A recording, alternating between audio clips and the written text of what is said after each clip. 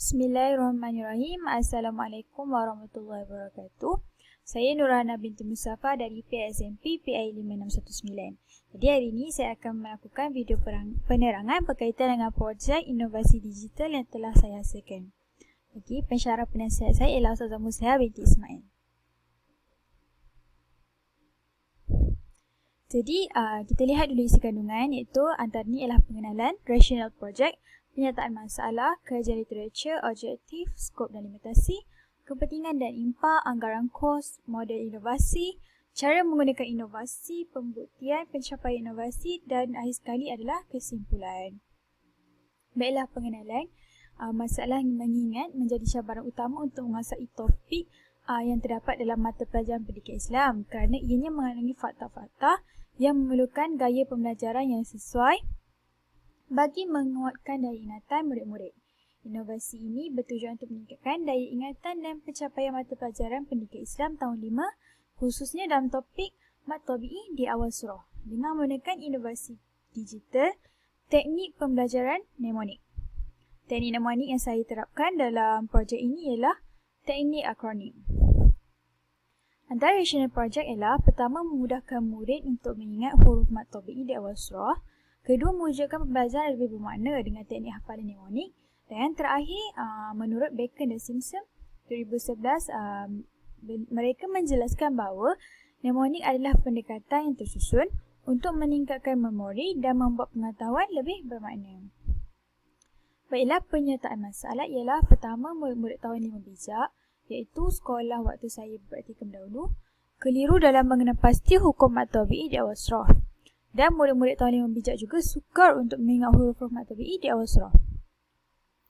Kajian literature itu mengingat merupakan satu cabaran yang besar kepada pelajar kerana pelbagai topik dan fakta yang terkandung dalam mata pelajaran yang perlu dipelajari, difahami dan diingati.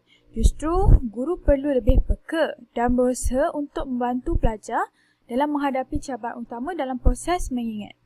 Menurut Wan Nurdiana 2013, hasil dapatan kajiannya menunjukkan penggunaan akronim dalam meningkatkan tahap penggunaan akronim berbantukan multimedia atau digital dapat membantu dalam meningkatkan tahap penguasaan murid dalam kemahiran mengingat. Objektif projek ini ialah pertama, murid dapat menyebut huruf-huruf mat tabi'i di awal surah dengan betul melalui mnemonik yang dihasilkan, dan yang kedua, murid dapat mengenal pasti kalimah yang mengandungi bacaan mat tabi'i di awal surah dengan betul. Skop dan limitasi. Skop projek mnemonik mat tabi'i ini di awal surah ini dicetuskan kesan daripada kelemahan murid-murid tahun yang bijak di SK Undang Jelebu yang mempunyai kelemahan dalam mengingat huruf-huruf mat tabi'i di awal surah. Iaitu sasaran projek ini tertumpu kepada murid-murid tahun 5. Kepentingan dan impak projek ini ialah pertama, murid-murid lebih seronok dengan penggunaan mnemonik dalam sesi pengajaran dan pembelajaran. Yang kedua, pengajaran bidang Al-Quran terutama sekali dalam tajwid lebih mudah kerana adanya kaedah mnemonik dalam sesi PDP. Dan yang terakhir, memudahkan murid-murid yang lemah dalam mengenal pasti hukum mat tabi'i dengan adanya bimbingan melalui mnemonik yang dihasilkan. Anggaran kos inovasi ini tidak melibatkan sebarang kos kerana ia ialah inovasi digital dan medium digital yang digunakan adalah percuma. Cuma penghasilan inovasi ini memerlukan tempoh masa yang agak lama. Dan penggunaan TMK dan digital online learning juga digunakan semasa menghasilkan inovasi ini seperti menggunakan bantuan Canva, InShot, PPT dan sebagainya. Okey, model inovasi yang digunakan ialah model proses kreatif terarah. Peringkat pertama adalah persediaan, mengenal pasti masalah, perkara atau produk yang ingin dihasilkan. Peringkat kedua, imajinasi, membiarkan perkara tersebut bermain dalam pemikiran hingga timbul idea untuk menyelesaikan masalah. Peringkat ketiga adalah perkembangan, membuat uji kaji atau pelaksanaan idea bagi menentukan keupayaan dalam menyelesaikan masalah. Dan peringkat terakhir ialah tindakan, iaitu penyelesaian masalah. Okey, cara menggunakan inovasi. Ini adalah paparan secara kasar inovasi saya. Jadi saya akan pergi kepada slide cara menggunakan inovasi. Ini adalah inovasi mnemonik Maktub Ideawal Surah, tetapi ia juga menggunakan inovasi PowerPoint interaktif. Okey. Jadi pertama sekali tekan masuk. Kemudian di bahagian kiri bawah ni adalah anak panah lah untuk ke slide seterusnya atau sebelum. Ini macam slide seterusnya. Ini adalah menu utama lah atau isi kandungan yang pertama.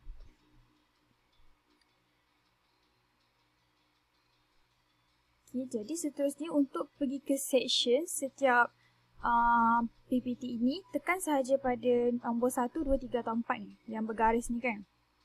Contoh saya pergi ke apa itu Maktub ini.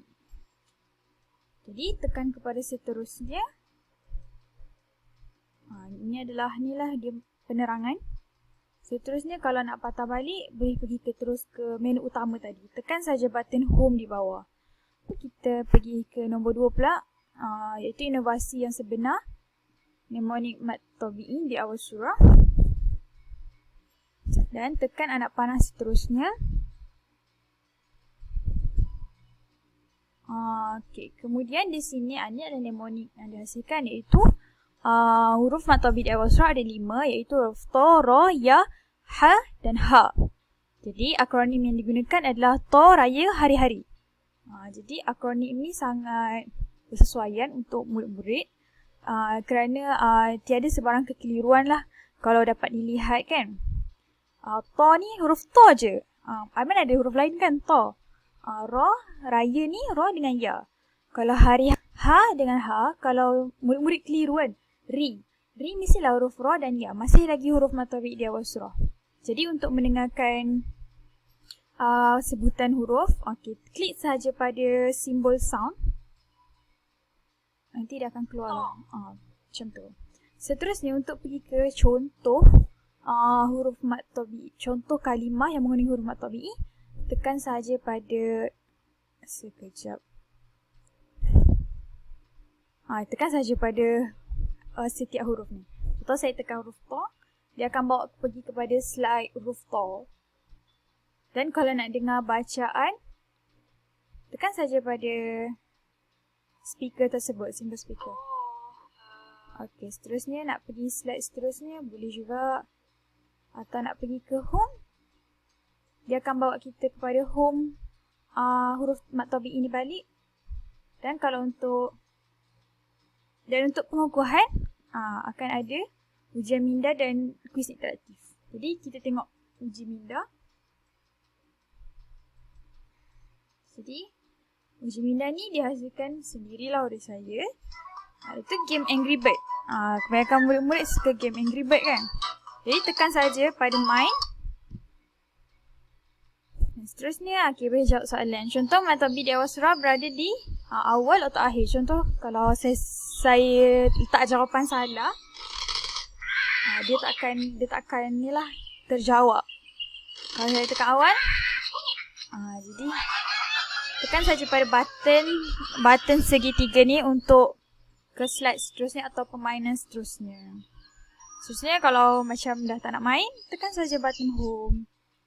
Dan isi kandungan yang terakhir atau menu yang terakhir adalah kembara interaktif. Kembara interaktif ni adalah kuis interaktif yang menggunakan quiz wizard di internet. Jadi kalau guru ada internet yang kuat, boleh menggunakan kuis interaktif ni. Dan boleh dimainkan secara live sama dengan jumlah yang besar. Means boleh muat lah sampai 30 orang murid untuk satu permainan. Jadi tekan saja pada sini.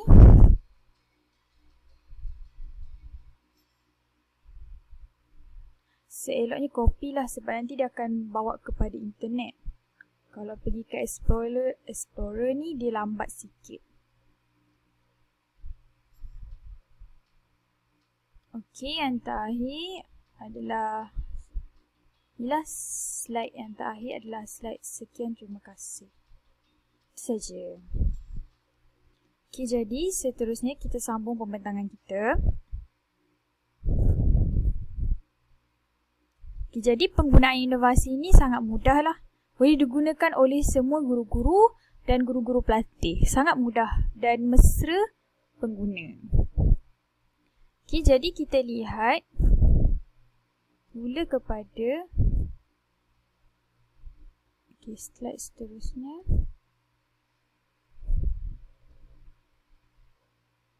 Pembuktian pencapaian inovasi.